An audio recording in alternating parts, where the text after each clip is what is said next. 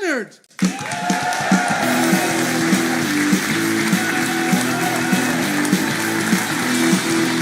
James, how are you? Hiya, Tommy. How are you? I Before I opened. I don't know you. No. What's your what do you do? My name is James Leonard, and I'm from Cork City. And my story is I used to be a heroin addict, and I used to be in and out of prison for short sentences relating to it.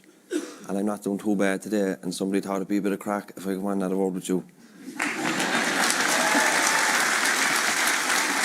Wow. You look great.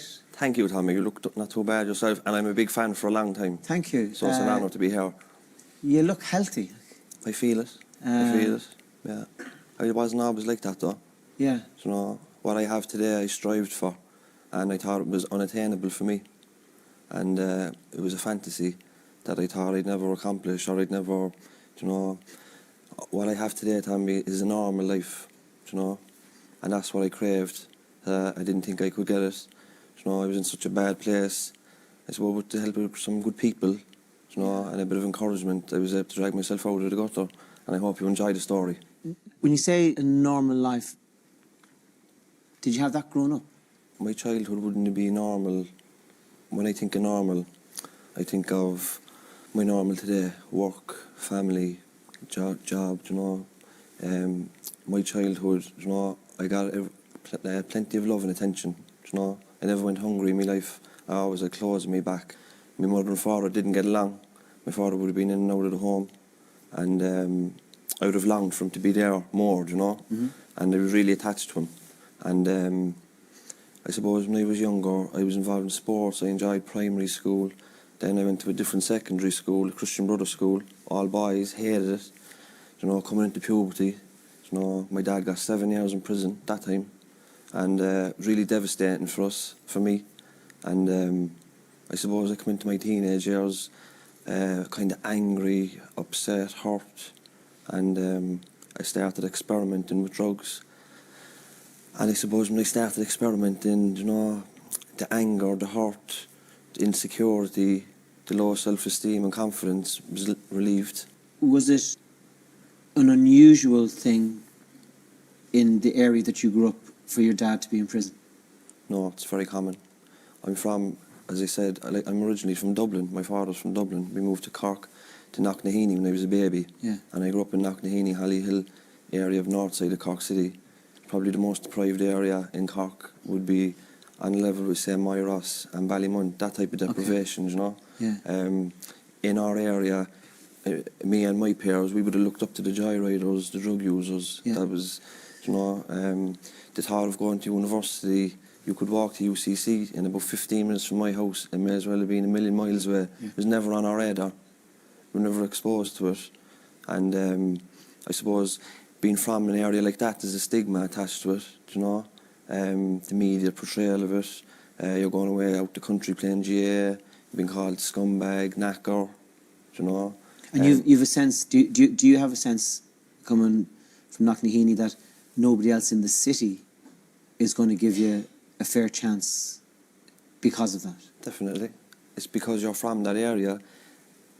You're meant to be tough. You're meant to be, you know, criminal. You're meant to be a drug user. You're meant to be poor. That was it. And, you know, when we were younger, we started living up to it then. You know, we were like, you know what, fuck the rest of you. Yeah. And joyriding, you know, antisocial behaviour, very risky behaviours.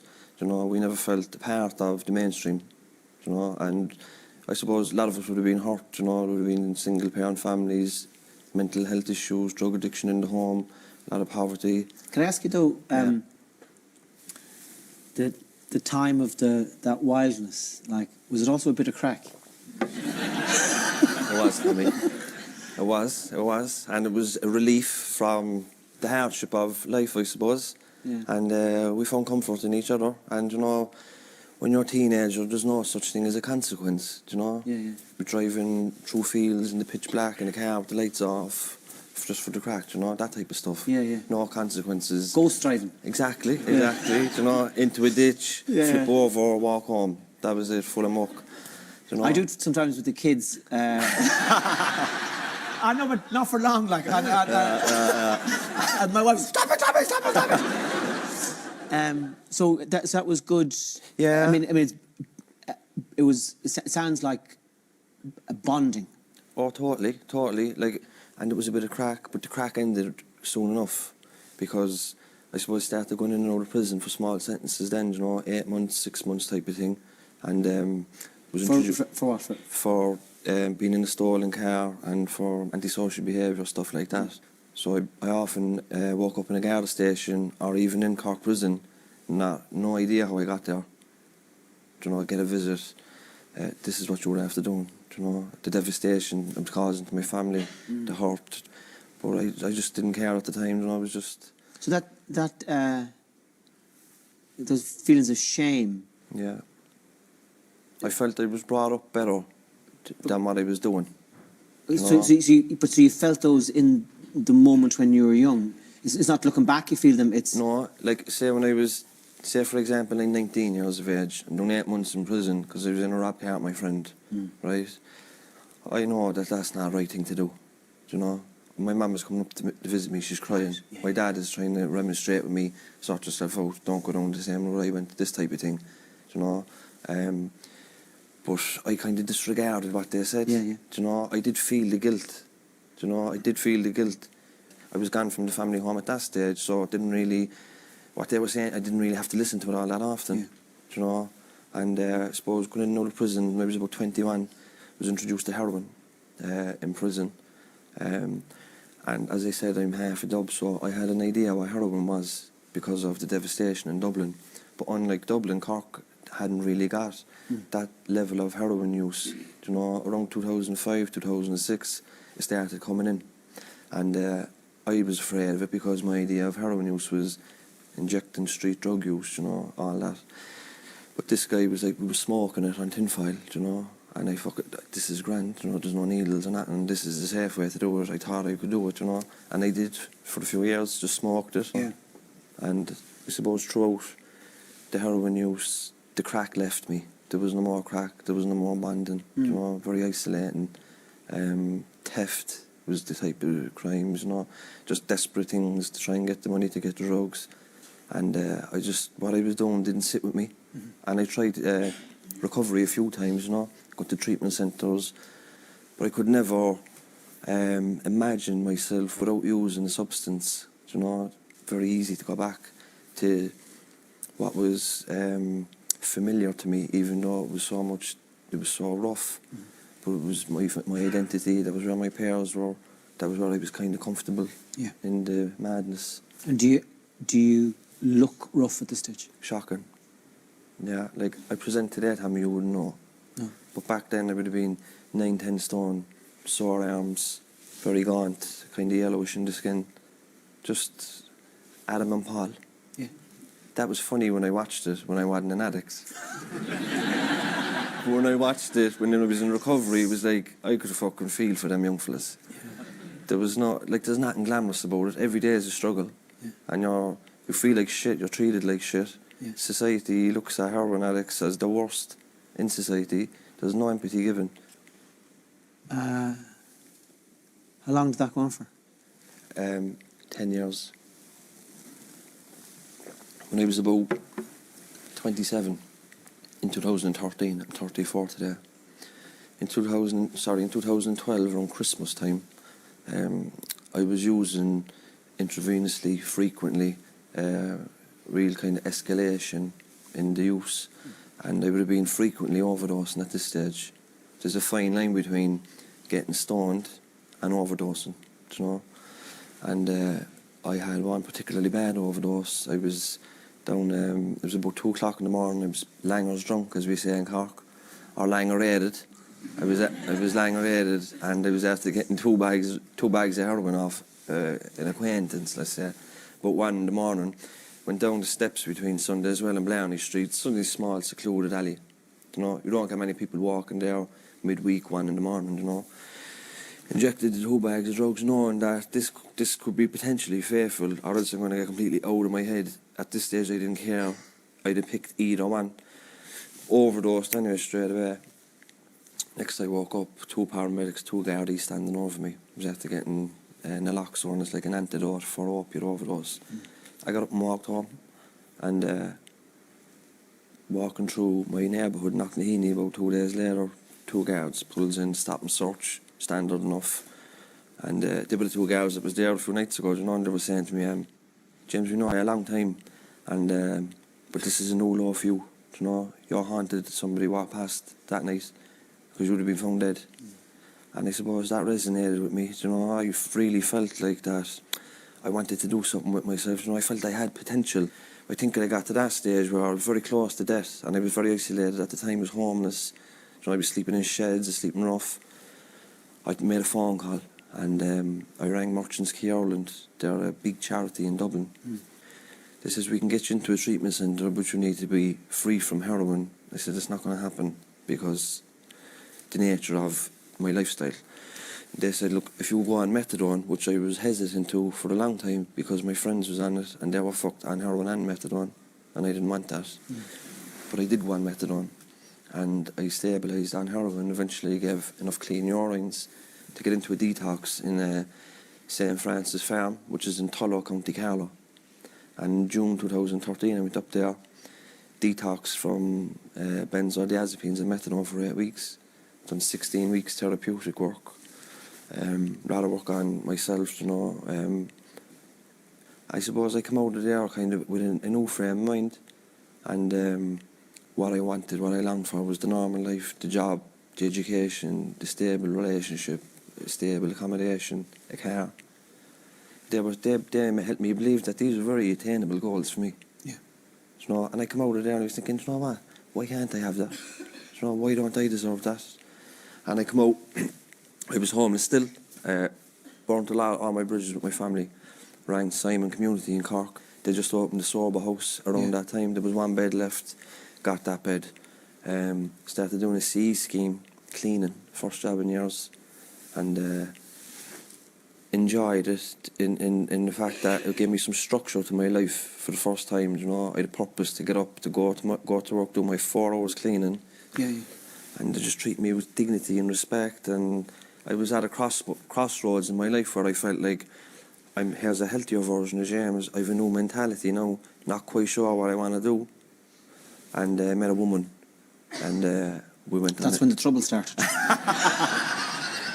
You could say that, but I met a woman and we went on a date. And at the time I was doing community service and I was a C scheme cleaning, and she was after being through university and she was working, and I like, she's not going to want a second date here, you know. But you know what, she seen the potential in me, and she seen the nature in me, and she nurtured it, and she encouraged me to, you know what, try college. And I went to the College of Commerce in Cork. It's 1 year. I done a basic computer course first because I know I needed to learn how to use a computer to do anything. Then I done a 1 year course in the College of Commerce on psychology and social studies. Loved it, you know. Then I applied for UCC. You know, I wanted to get a job where I could work with people similar stories with me. So I done a 3-year bachelor's degree in youth and community work. And at the end of that, I got an award of Excellent Scholar. And then I got the scholarship to study a Master's in Criminology. And I'll be graduating with first class honours next month.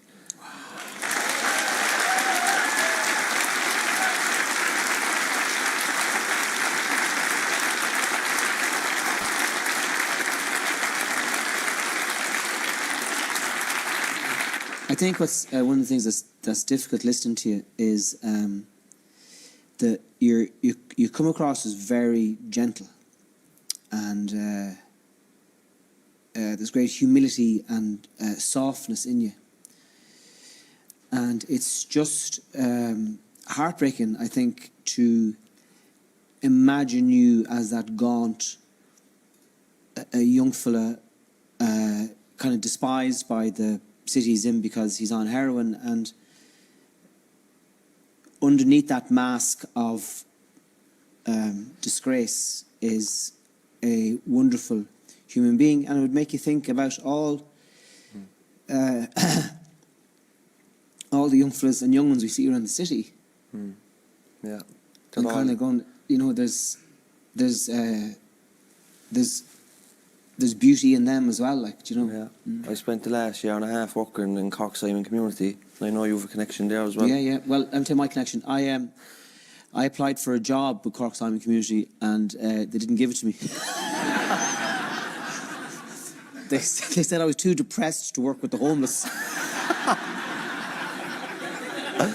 Oh, for fuck's sake. But so you're working with Simon. I worked there for the last year and a half, and like that now, addicts, most of them, you know, and ostracised by society, you know, but they're somebody's children. Some of them have children of their own, and very lovely people. I suppose there's people out there suffering, Tommy. There's families suffering, you know, and I thought this would be a good platform for me to, I don't know, maybe give some of them a bit of hope, and as long as you're alive, you can always turn it around, you know. I suppose you can gauge the turnaround for me in a way where a few years ago I would have been in prison, right? Yeah. But now I train prison officers with the Irish Prison Service. You know, they have a big recruitment on at the moment, and to be trusted to do that, you know. Yeah. And I started a new job last week in trying to bring education and training to the most marginalised young people in Cork, you know. And as I said to you at the start a while ago, I met some great people along the way, you know. Yeah. Cork Simon helped me, Cork Alliance Centre, you know, charity for prisoners, managers, team leaders, key workers, you know, they all gave me encouragement, knowledge, they opened doors for me. I suppose the thing to take away is that what happens to you isn't inevitable. So if someone is in that situation, it's not a definite that you can't turn your life around, and as you said, as long as you're breathing, you have hope. Yeah. And there's nothing more important than keep yourself alive, and that's the truth. As long as you're alive, you can do what you want. You can, if your life is shit, if you're not happy with how things is going, you can change it. You might be able to do it yourself, pick up the phone, ask somebody who knows somebody who knows somebody. But when you're dead, that's it. And that's why we need stuff like supervised injection facilities, you know, keep people alive. Like, imagine, you know, I wasn't found by that person 1 o'clock in the morning. Yeah. I'd be dead. There'd be no James, there'd be no marriage, there'd be no masters and scholarships, and all the potential would have been gone with me. Yeah. And all what's to come. I feel like I'm 34, I'm only out of college, I feel I have the world at my feet, and what's going to come in the next 35 years would have been all gone. Thank you very much. You're more than welcome. For sharing your story. Ladies and gentlemen,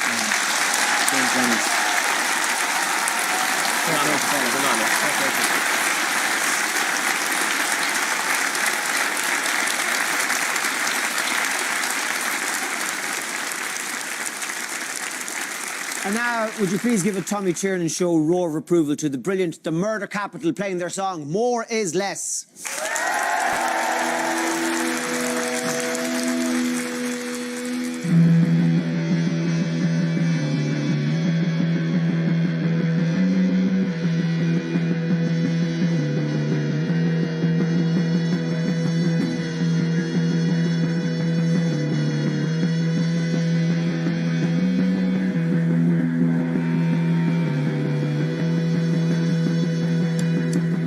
Gave you what you wanted, you'd never be full.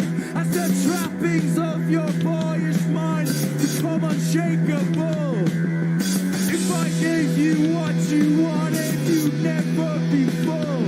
All the trappings of your romance lies within the eyes of fools, and I love it. More, more, more. More, more, more. More is less. More is less, more. If I put my life in my back pocket, you'd know soon that the alternating atmosphere was far outside that room. If I put my life in my back pocket, you'd know well that I kept all your belongings to the sweetness of their smell, and I love it. More, more, more. More, more, more. More is less. More is less. More, more, more. More, more, more.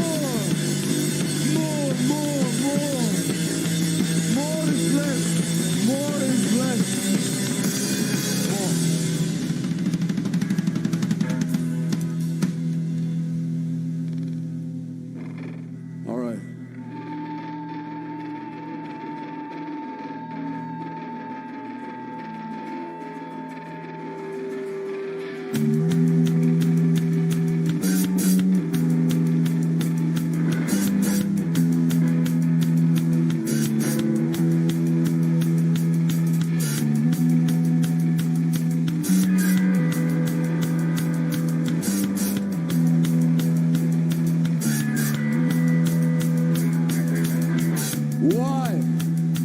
do you look that way? That's what you said to me. I'm an anomaly. Still, in the park that day, I sat alone and waited, and I just gave you more, and more.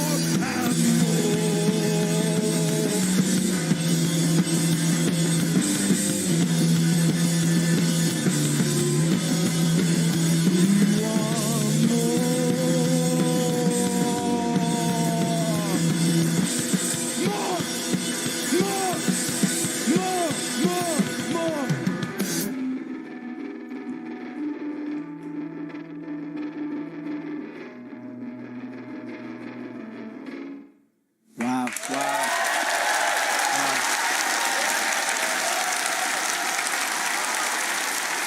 Ladies and gentlemen, the murder capital.